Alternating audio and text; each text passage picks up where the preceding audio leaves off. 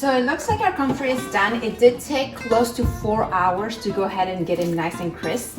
After they're done, you just remove it from the dehydrator. So here they are. Now, do you see how they're still green? That's what we want. If they're brown, that means that you overcooked them. And all we're gonna do is take our hand and just kind of get them into this consistency first. Well, the nice thing also, once you dry your comfrey, you can store it and keep it nice and dry in an airtight container, and you'll have it for other uses. I know some folks will make a tea out of it. Now, the FDA does not approve ingesting comfrey, so go ahead and do your research. But it does have amazing properties of healing from the inside. Anything that has to do with inflammation, bones, joints, it's like a bone knitter. It's known as the bone knitter. You can also make it, what do you call them? Tincture. You can make a tincture, but for a tincture, you want to use fresh comfrey, not dry comfrey.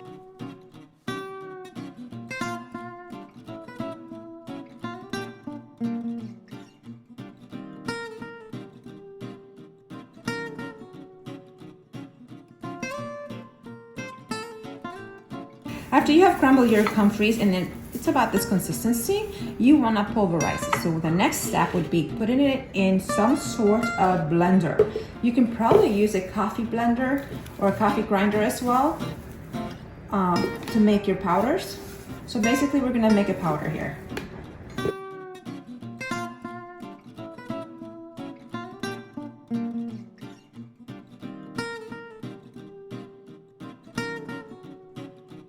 So as you noticed, my comfrey has shrunk, like it literally, it will shrink. So the amount of comfrey leaves that you need is pretty much a lot to get this amount of powder. I'm gonna tap it before you open it, get some of that dust to settle. And here is the consistency that you want to make to get it ready for your infused oil. So after you have pulverized your comfrey and you get it to this fine powder, you're going to use some sort of oil. Now, what I prefer using is avocado oil. Avocado oil is not going to go rancid on you as quickly as olive oil will, though you can use olive oil. Typically, you want to do 1 cup of comfrey. We got about 3/4. If you're going to do 1 cup of comfrey, you want to do 2.5 cups of oil. Put the comfrey in there very slowly and gently. Okay, there you go. And then you're gonna add your oil. So we're doing 1 3/4 cups of oil.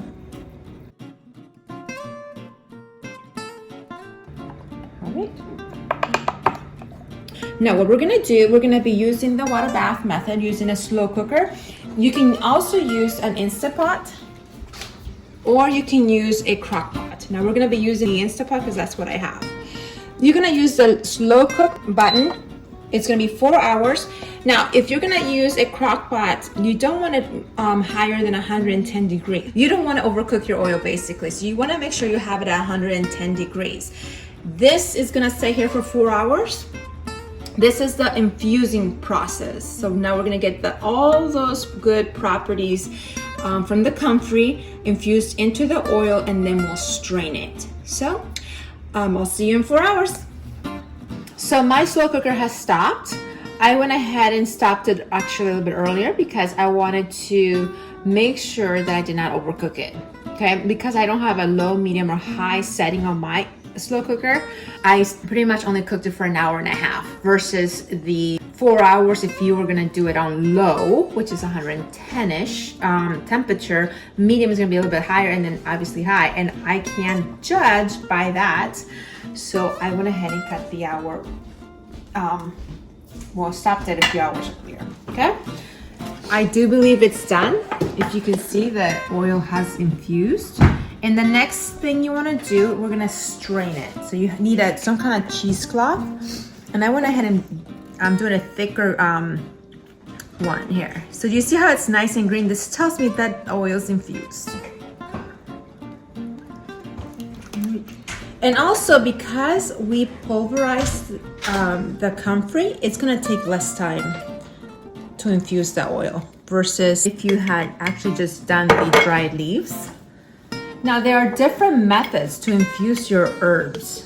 One method is water bath, then you have the folk method, and then you also have the double boiler. The folk method I believe is just you put the oil right in your dried herbs and you let it sit in a warm cabinet with no light hitting it for about I would say 4 weeks. That's really slow. We don't have that kind of time, so and then you're just gonna give it a little squeeze. So my oil is completely infused. And be careful, it is hot. Okay, so you don't want to burn yourself as you are dealing with oil here. Yeah. You have jarred and you have strained your oil. The next thing is you want to make sure you put a label on your oil, because you can use this just as is to rub on sore muscles, joints, anywhere that you need an extra healing. Make sure you don't apply it to an open wound, okay? Now I'm gonna take this oil and I'm gonna combine it with other extracts, wild plantain and moringa, to make a salve. Stay tuned for that video.